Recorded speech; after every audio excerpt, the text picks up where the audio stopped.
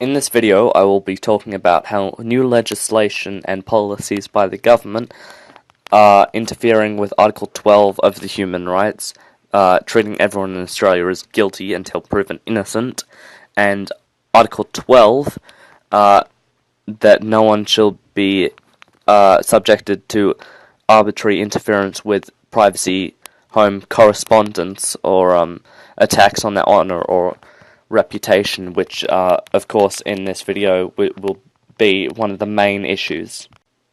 Also, that Article 19, which is also stopped by legislation by the Australian government, the freedom of opinion and expression, which, of course, I will talk about. Article 20 of a peaceful assembly, obviously that's protest, and the Australian government are taking steps to stop that, and also one of the four freedoms, freedom of speech, which is also a salient topic in this video. Enjoy. With Halloween festivities going on, I thought I'd talk about something really scary: terrorists. More specifically, the war on terrorism in Australia. You might think that you're scared of terrorists now, but when I'm done, I'm sure you'll be more frightened of the ramifications of our government's war on it.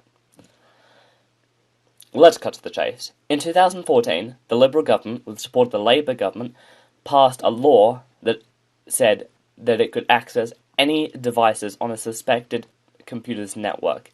So this could mean the network of your router, maybe your street's network, the closest internet server, or maybe all the way to the ISP. Basically, the government could access the entire internet of Australia. The issue with this regulation is that it is incredibly vague, and even when the concerns about this were raised by the media and even the Greens ministers, nothing was done about it. So there is no doubt that it is meant to be vague, specifically for the purposes of mass surveillance of all Australians. Wait. Before you think this is some conspiracy theory, the government is not beyond using sneaky workarounds to spy on its own citizens. In 2012, the Labor government of the time assisted a corporately hired agency to spy on anti-coal activists to stop their peaceful protest. And when they were caught out for it, an ASIO source said ASIO had a clear role, including the protection against sabotage, and it's clear environmental activists pose a greater threat to energy facilities than terrorists? This is a completely useless excuse.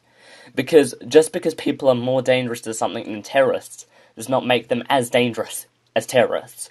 In fact, they were peaceful protesters. The Attorney General representative of the time, Nicola Roxon, said, Australian government recognises and respects people's right to peaceful protest, but will not tolerate unlawful or violent protest actions. Remind you again, they are peaceful protesters, well in their rights. So, both these arguments are completely flawed.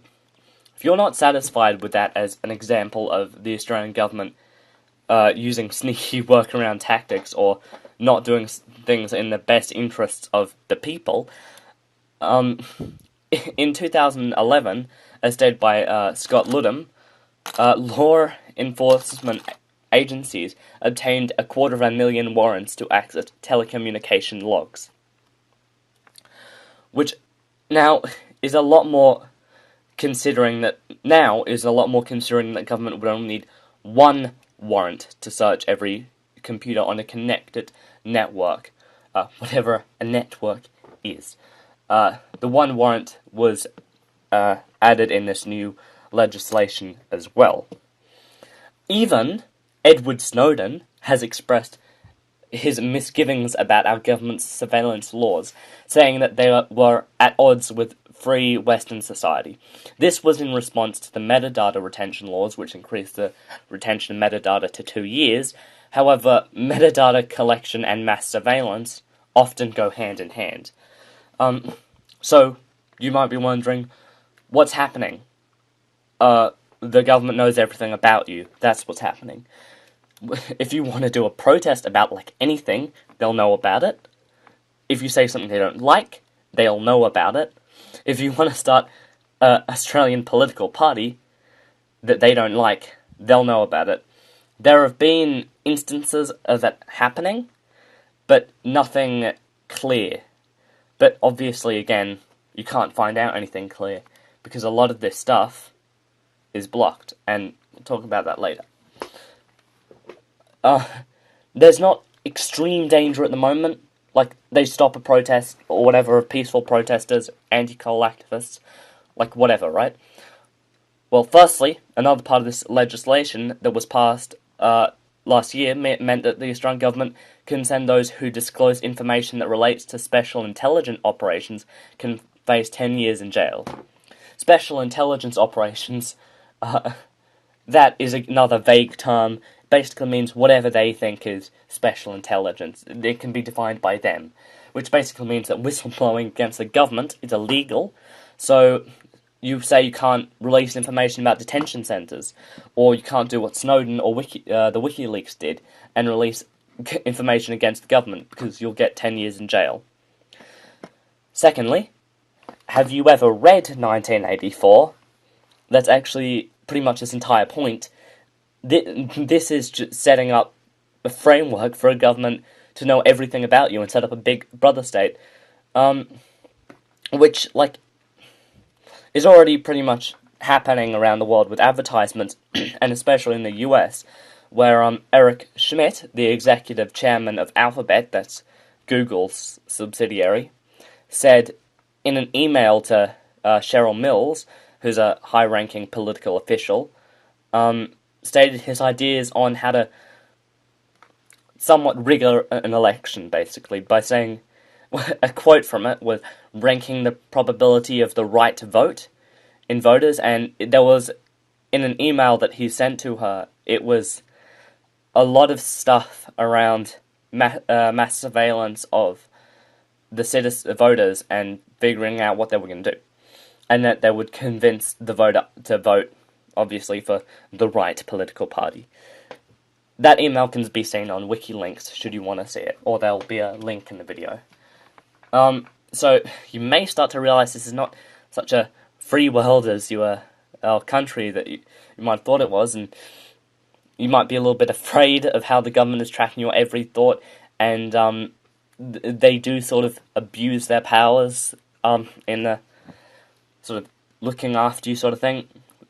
So, the government do use it for good. In the past 15 years or so, they have stopped 5 major terrorist threats, which is good, and they've convicted 26 terrorists, which is like quite good, and they've stopped 5 major terrorist threats, which is good, right? But obviously, mass surveillance is not so good. So what can you do about it? There are many things you can do. You can write to your local representative, tell them why you're not happy with this mass surveillance, why, if you get enough people doing that, you might change something. You can protest, you can sign petitions online against mass surveillance, which is pretty good as well. If the government knows you're not happy about it, they might do something about it. They might. A third way you can do it is you can support organisations like WikiLeaks to help inform you of your government's unsavoury practices, as it were. And, like, number 4 is if you really want to go crazy, you can use programs like Tor, which is a sort of a way that they can't track you. It's a browser that they can't track.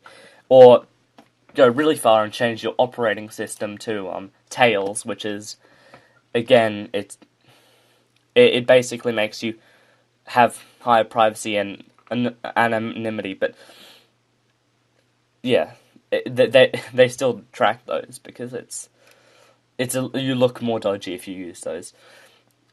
So, but despite that, you should still do something now, because maybe in a decade or so you won't be able to, because, like, it'll be a thought crime. So, you should do something now against this mass surveillance in Australia before it gets too late and we start to become more and more like the way America's going. So, do those things. We should be good.